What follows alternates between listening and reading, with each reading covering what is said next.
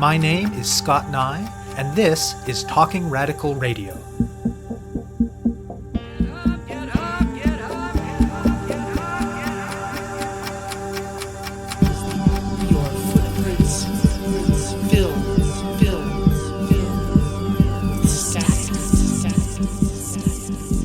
Hello and welcome to Talking Radical Radio, where we bring you grassroots voices from across Canada.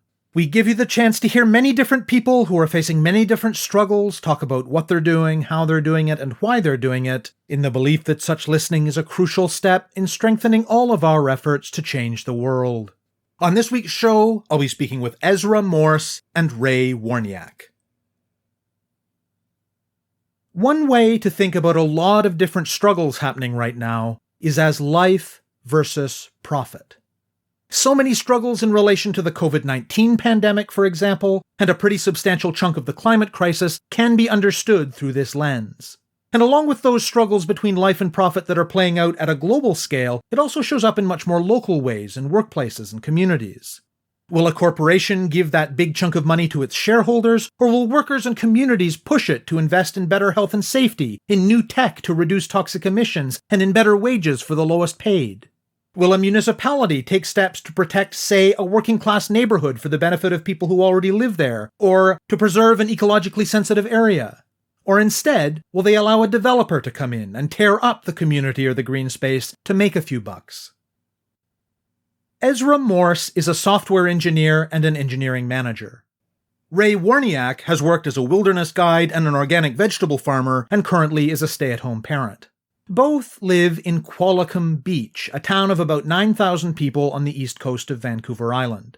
They are the president and vice president, respectively, of the Qualicum Nature Preservation Society. Since at least the 1990s, Vancouver Island has seen lots of development pressure. There was a process back then that identified ecologically sensitive areas across the island so local governments could make better decisions about protecting them. Qualicum Beach allowed a bit of development in such areas in the early 2000s, but has mostly been quite firm in rejecting proposals that would threaten them. Back in February, Morse was walking through a piece of rich, green wetland that, as far as he understood, was a protected area.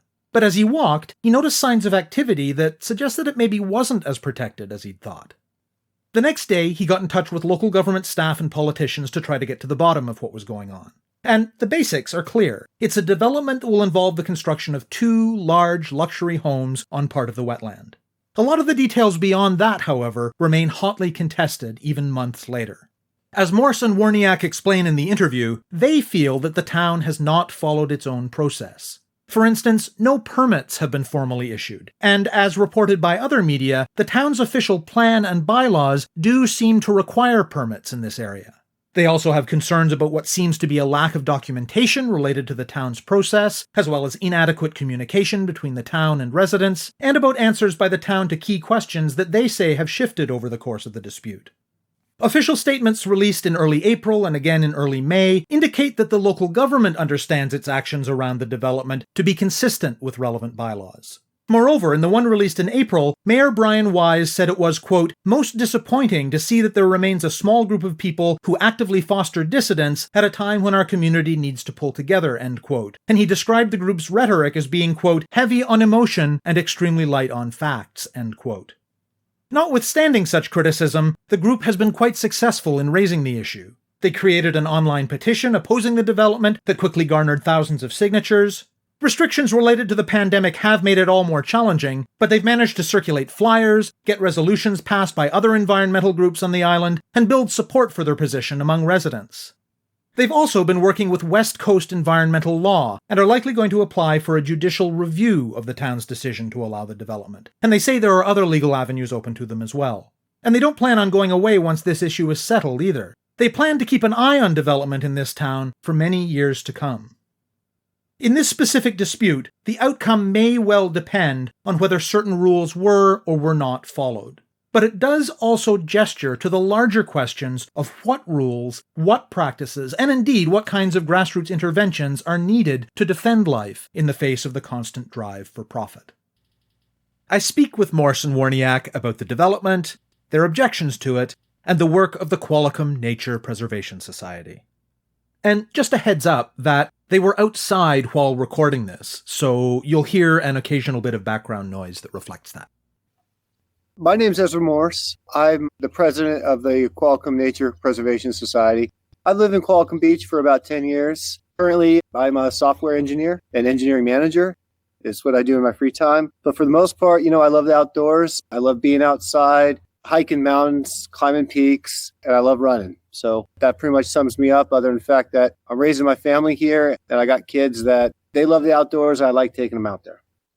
My name is Woroniak. I'm the vice president for Qualicum Nature Preservation Society. I'm currently staying home with my children to raise them, and I'm a big outdoors fan also, just like Ezra here. For the most part, to tell you about who we are and what we want to do is we want to raise awareness for environmental issues, advocate for policies that preserve our environment and protect it for the people who live here now and for the future, which is our children. In addition to that, we really want to get in the classrooms and teach kids at young, impressionable ages about the environment, why it's important, and why you have to conserve and, look out for the creatures out there who can't look out for themselves, can't always talk for themselves. For myself, I guess this goes back really, really far for me. As a child, I grew up in the hills, in another place, in the hills of Oregon from the States. And as I was growing up, I saw the world change a lot. I had, 12 acres to play on. And, during the time, it went from being full of frogs and amphibians croaking all night to nothing. And soon, instead of rain and showers occasionally in the summertime, we'd see rain of ash because forest fires basically took over everything. So, I saw basically development take over, and we saw vast amount of environmental destruction. So when it came time for me to find a place to live, I wanted to find a place that shared my values, that shared a love of nature, a love of conservation. And I turned my eyes upon Qualicum Beach because here's this great history of a town that is conserved. They've kept out fast food restaurants. They've bought large amounts of property as a community to help keep that from being developed. I guess the Brown Property Heritage Forest is a good story about that. So I've always been in that mind. And I've always wanted to pass those values to my children. I think recently what kind of turned me into, I guess you could call it activist, and I think I'm anything but, was one of my favorite places in the world. It's a place called Hoy Lake Road. I sat and watched for months after telling our town that they're violating the BC wildlife laws by threatening a herring colony. And they just would not stop. We had to do everything in our power to bring in the province to make them stop. And I think that really opened my eyes to the fact that I have to get involved, that, I can't just sit back and watch anymore. I have to take an active role in ensuring that our beautiful town is preserved. I spent most of my life as a wilderness guide and an organic vegetable farmer. And in both those careers, we ended up doing a lot of bird watching and watching birds and the migration. When I moved to Qualicum in 2013, it's something that I always do with my family, I guess. Kind of like our reward on our days off is to go out into wilderness or into these wetlands and to enjoy nature and watch animals and watch the birds and the migration. And this year, when we went to go to the marsh to find this red-winged blackbird that we go see every year, the trail was blocked. It was the first time I heard of it. And that's what kind of got me involved, just asking why that was happening. And when there was not a good answer put out, a satisfactory answer, just made me think more about why I'm not doing anything about it. I think that's what also comes down to me. One thing that really made me get involved was walking through that wetland area, and it was with my son. I remember the day specifically, and he looked at me and he said, "Dad, why isn't anyone doing anything?" And, as at that point, I realized there's a lot of things in this world you can't control. I can't control if someone's going to do something illegal. I can't control if someone's going to destroy the environment. But the one thing I can control is if he grows up in a world where people try to do the right thing. We grow up in a society where we see our kids and we take them to these superhero movies and we take them to these movies and stories about people who try to get involved and they try to stop bad things from happening. But are we willing to be those people? Right or wrong, are we willing to fight that fight even if we might lose? And that's when I kind of had to make that decision that no matter what's going to happen, and I realize we're going up against some big people, but I want my children to grow up in a world where people fight for what's right, even if they can't win, or even if it's hard, even if you're up against some big players. We have to create the world that we believe in. For listeners who aren't familiar with the area, talk a bit about the landscape and the environment, and talk about the community. Qualicum Beach is an absolutely beautiful area. It's the home of the Brant Wildlife Festival. It at one point used to be one of the most, I would say, almost progressive towns in North America. They had a zero growth sustainability policy. They've conserved vast amounts of green space. You can walk everywhere on trails. The end result of all this was our property prices have gone through the roof. Absolutely through the roof. I bought my home 5 years ago, and now it's worth probably 250% of what I bought it for. So based upon all of these ideas and this strong, rich history of civics and incredible leaders like Art Skipsey, Elizabeth Little, Ann Cleese, we've seen our town just prosper and thrive and become basically this haven that is amazingly beautiful. Now, during this time, there was a lot of development pressure on all Vancouver Island. I think there was a point in the 90s where we had 15% growth per year. And what essentially happened was they conducted something called a sensitive ecosystem inventory, where they found all the sensitive ecosystems and they gave them to municipalities and say, why don't you plan around these? The study ended in 97. And then in 2002, 11% of this land was actually further encroached upon and disturbed. But based on these recommendations, Qualicum Beach designated these wetlands down here as a protected aquatic habitat greenway. And since that time, every development proposal that was given to the town has been refused. So it's this beautiful piece of wetland that there's a beautiful trail through. If you look at our Parks and Recreation Guide, it's designated as green space. And it basically, it functions by absorbing all the water from the upper highlands and the upper greenway that rolls down into it, and it prevents floods and erosion in the area. It's in the Aerosmith Biosphere Reserve. On the west side of town, we have a mountain range, and on the east side of town, it's along the ocean. There's over 240 different species of birds that either live here or migrate through here. Our town, we have 3 large bird events too. One in the winter when the herring come into town to lay their eggs. And then we have a Brant Goose Festival. And then later in the fall, when the salmon start running, we have a congregation of eagles that come into town. As you walk through the area, you're going to see owls, you're going to see eagles, you're going to see geese, you're going to see ducks, you're going to see all kinds of waterfowl, birds.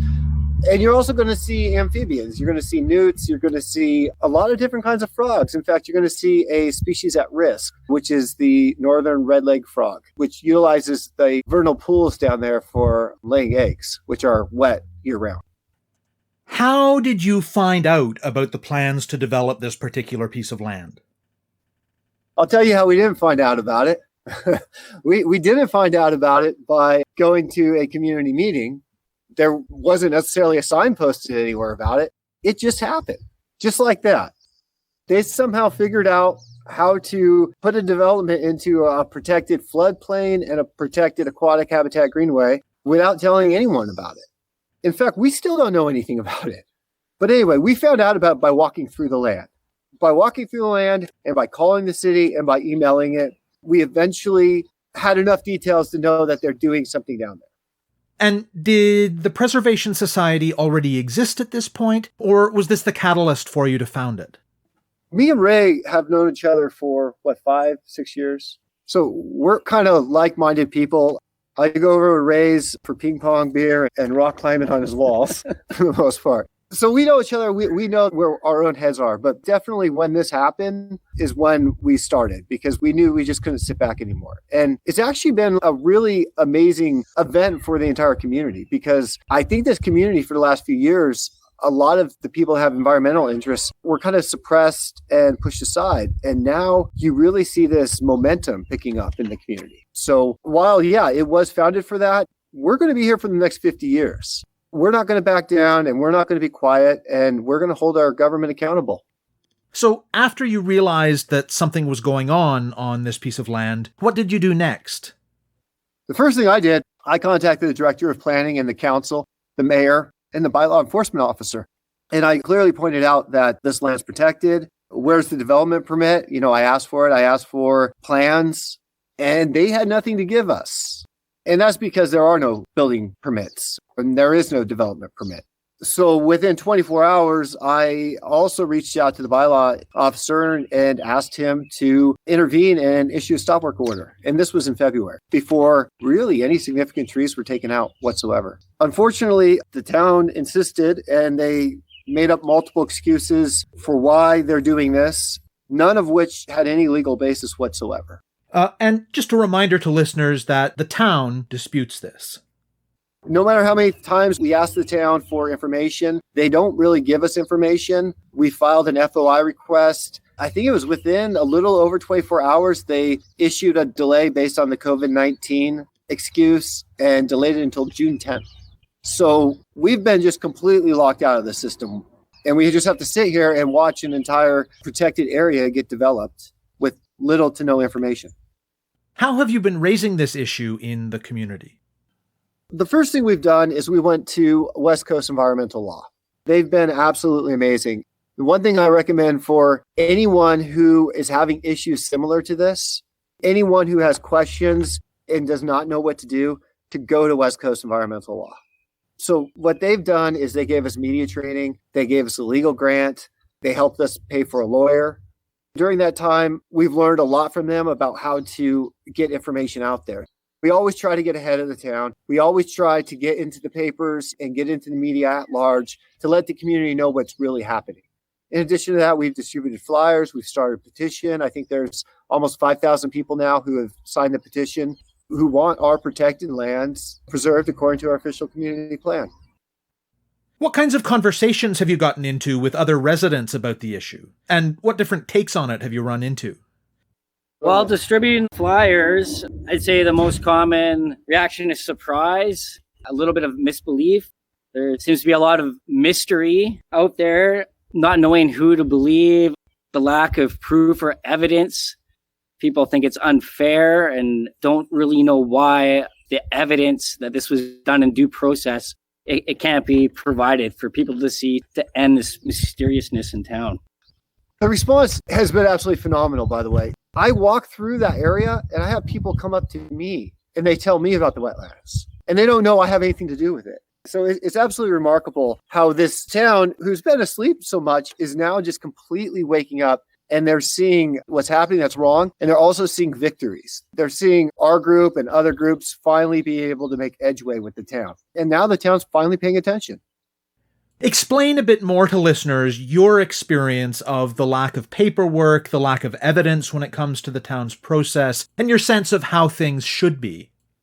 To develop in a place like that, there's two things that you primarily need. One is a development permit that says basically you're following the DPA guidelines. And the other is a building permit, which is the most basic thing you need. There isn't a building permit. It does not exist. As far as the development permit, there's an exemption. They said that they were exempt. At first they said, yeah, they're exempt because they're just building single family homes. So it doesn't matter. We can destroy a wetland because if it's a small home, that destruction is okay. We looked through the official community plan and guess what? There's no clause that says that's okay. So their new excuse was there's exemption because it came out with some reports. Well, we asked for the exemption, but guess what? The exemption, it doesn't exist. They didn't write it down. It's supposed to be verbal. So someone, somewhere at the town, just gave them permission to go in there without a building permit, without a development permit, and start developing. And now they do have a geotechnical report. The one that we have on hand, and we think it's the one they have on hand, it's hard to know. It didn't even dig holes anywhere near the home sites and maybe not even on the same legal lot. And then the environmental report says in it, it's not even going to talk about the DPA guidelines because they've already granted an exemption. So if you wind that back up, they basically granted an exemption before they went out and got these Mickey Mouse reports. So they're just completely utilizing improper procedures to ensure that this happens. And their excuses kept evolving and changing. And the unfortunate thing is now they've dug their heels in. Is this a scenario where you'd be able to get the province to intervene in some way? We have talked to the province. And what the province's position is on zoning and developments is that each municipality is an autonomous government unto itself. And it's up to citizens to hold them accountable. So what that means is that any municipality can do whatever it wants insofar as its citizens don't have the financial means to hold them accountable, which is a really unfortunate situation. But there are some provincial laws that could have been broken, such as the Water Sustainability Act, which is currently being looked into, or the BC Wildlife Act, Section 34, about disturbing nests of raptors and other birds during breeding season. Both of those scenarios are being looked at by FLNR, and we hope that some progress can be made in those fronts. And you mentioned that you've been working with West Coast environmental law. What legal avenues are there for you to intervene? There are many different legal avenues. One of those avenues is judicial review, where we can take them through the process and have it decided if they did do something improper, and then they have to redo the entire decision all over again. And it's very likely that we will, in fact, go that route, but there are other routes, and we will use every means available to us to stop this. And when it comes to, lawyering up and going after the municipality and developers and so on, does it feel like an accessible thing for regular residents to have to do? Absolutely not. It's awful. First off, no one wants to take the town that they love to court at all, ever. But it's complicated, and you can argue and defend any case, and it costs a lot of money. If it wasn't for West Coast environmental law, there's no way we could have possibly made it this far. What's your sense of the likely timeline for the work? Meaning, how long do you have before the development process does all of the ecological damage that it's going to do? I believe that until there are foundations on that land, that we can remediate and we can fix the area. Nature heals, and with a little bit of help, you can definitely heal a wetland area and improve it.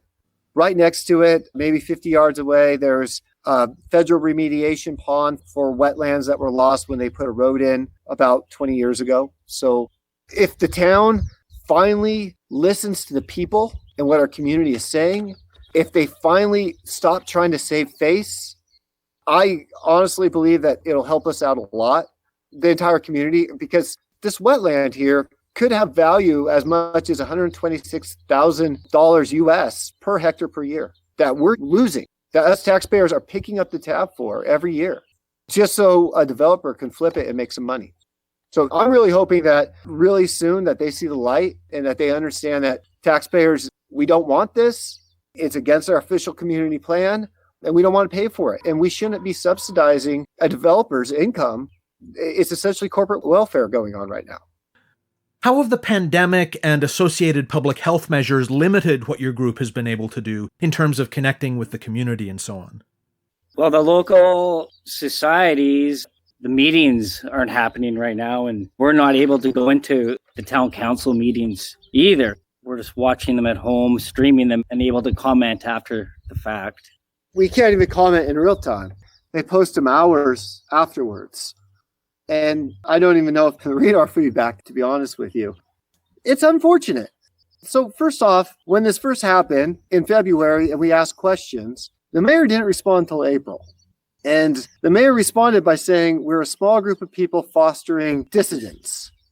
He called us dissidents during COVID-19. So the government has used COVID-19, the local government here, to both delay a Freedom of Information request, and they've also used it to basically disparage us and our reputation. We've been asking since February. But with that said, we're doing everything we can to distribute flyers. We've had naturalist societies from Cowichan Valley all the way up to Courtney, who's endorsed our cause and has called for it to stop. So we've been trying to use the internet as much as possible so that we can raise awareness. And I think that's one thing that the town was not expecting. They weren't expecting a young group of conservationists who understand technology and are ready to really step up the fight against them. And what's the context like in terms of local electoral politics? It's not a good situation, to tell you the truth. We have a 3-2 split. We have 3 councillors that always vote yes on anything that's pro-development. And we have 2 who seem to actually use reason and care. But for the most part, they're just completely shut out. Now, we have an election in 2 years. So we have 2 years of just basically, no matter what, these kinds of things will happen and any debate or argument against them will be shut down. It's a very sad state of affairs for a town that has such a strong, rich history and civic engagement. I think another worry, too, might be the changes that happen maybe the last 2 years and the 2 upcoming years are going to set a precedent for the future in our town. So, thinking longer term, beyond the struggle related to this specific piece of wetland, what kinds of changes do you think need to happen in terms of rules and official processes to make sure that this kind of thing doesn't happen again? I don't think our rules and processes are necessarily the problem. There are some loopholes in the OCP. I get that. And that's the official community plan. But with that said, it's really not being applied properly. We're not doing due diligence. We have, in the past, for decades, protected these lands. We use rigorous permitting procedures. We use common sense. And the problem now is that all of that is basically getting thrown out of the window. Instead of really being a fight about what's right or wrong, this is just becoming a fight about winning. So honestly, I think that our official community plan is fine. What I like in the future is the province to be able to have better enforcement measures for some of their protections. What does the group have planned for the next little while to try to push this fight forward? It's very clear that we're always going to keep pushing awareness, because the more people who are aware and the more this community is talking, we get louder. I believe that we will ensure that this kind of thing never, ever happens again. As far as other avenues, of course, we're going to continue to push the legal avenue. We really hope that we can continue to work with West Coast environmental law. In addition to that, we have a future in our pocket that we'll pull out here soon. So it's an exciting future. And one thing is, this issue here has really springboarded a new revitalized environmental movement in our whole town. So once this goes away, you're going to see, me and Ray and our other directors, we're going to be in the schools. We're going to be teaching kids, and we're going to be making sure that our town continues to remain beautiful and offer those outdoor opportunities to our future generations. You have been listening to my interview with Ezra Morse and Ray Woroniak about the work of the Qualicum Nature Preservation Society. To learn more about it, go to qualicumconservation.ca. To find out more about Talking Radical Radio, the guests, the theme music, and the ways that you can listen, go to talkingradical.ca and click on the link for the radio show. On the site, you can sign up for email updates or follow us on Facebook, Twitter, iTunes, SoundCloud, and other platforms. I'm Scott Neigh, a writer and media producer based in Hamilton, Ontario, and the author of 2 books of Canadian history told through the stories of activists, published by Fernwood Publishing. Thank you very much for listening, and I hope you tune in again next week.